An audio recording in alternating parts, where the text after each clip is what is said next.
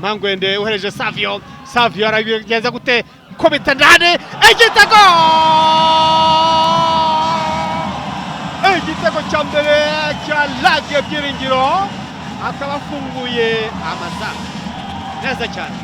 Ni igitego cye cya 9 umusore Lage atsinze, ariko noneho reba hariya nibyo Shamiru Bate avuga ati agutsindanye umupira gute, ariko nanone niba wibuka uburyo igitego cyagiyemo hariya umusore Gandu koza amakosa hariya atari ngombwa cyakora utuntu tw'udupira tutari ngombwa bahita babakubitana contre attaque direct. Undi yaramaze gukora akazi keza, amaze guhagarika muhajiri hanyuma akomeje kujya imbere gatoya niho byanze.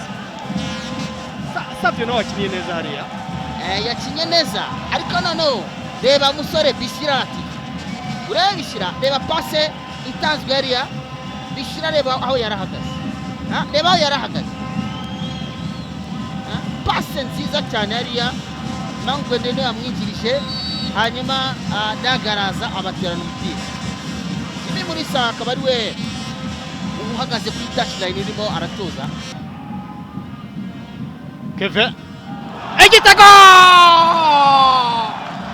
igitego cya AS Kigali cyo kunganya ngaha nyuma yo guterwa corner hariya Ndarusanze Jean Claude, corner nziza cyane yatewe neza cyane, hanyuma musore yarahagaze neza cyane Ndarusanze Jean Claude ahita aboneza mu izamu.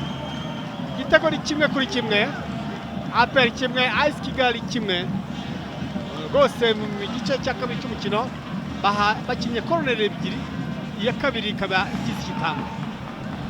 Nibyo urana ko bare batangiye bataka corner ya mbere Kevin yayiteye nabi ahangaha, nibyo Kimenyi yajyaga kubwira Imran ati ura mpira ntabwo yakagombye kuba guteranye, wagombye kuba wagerageje kuba uwa mbere ku mpira. Reba hariya uko byagenze, reba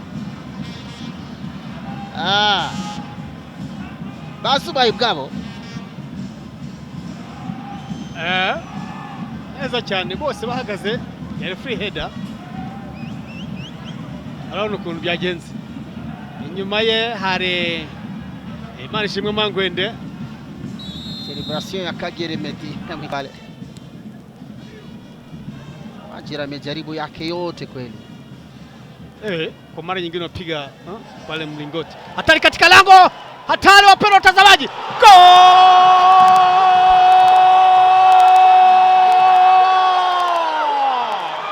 Ibrahim, AS Kigali wanaandika bao la pili. APR matatizo, AS Kigali wakiandika bao la pili. Katibu mkuu wa APR akiwa amedua na mashabiki kula nje, bila shaka ni mashabiki wa Reo wanafurahia hali ya APR kufungwa. Reo ikifunga mechi dhidi ya Polisi ambayo itakuwa ni buta ni kuvute, ambayo itachezwa Jumapili hii, itakuwa imekwenda kileleni sasa. Haya, huyu ni Ibrahim Shimimana, mchezaji wa zamani wa timu ya Mkura, mshambuliaji, lakini wamezuba pale mabeski wa APR. Ndio hali ni tete kweli kweli kwa timu ya APR ambayo tangu kufungwa kwa Rayon Sport imekuwa ikisuasua. Unaona hali ya mambo ilivyokuwa, na goalkeeper akomesha toka, Ibrahim akaweza kuchomoka ndani taratibu, akaweka kimiani bao. Magoli ni mawili ya AS Kigali, moja la APR. Iko kazi nakwambia hapo, wanafurahia bao lilofungwa. Bila shaka Rayon Sport walipo popote pale wanafurahia ushindi huu wa AS Kigali wa bao la pili. Kanyaria neza cyane Suizaria,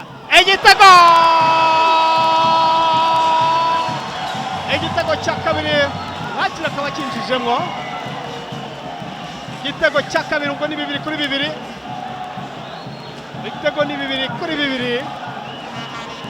Hajiri rero akaba agishyizemo 2-2, hasigaye iminota mike cyane rwose, bakomeje no gusatira, wenda hari icyo bageraho.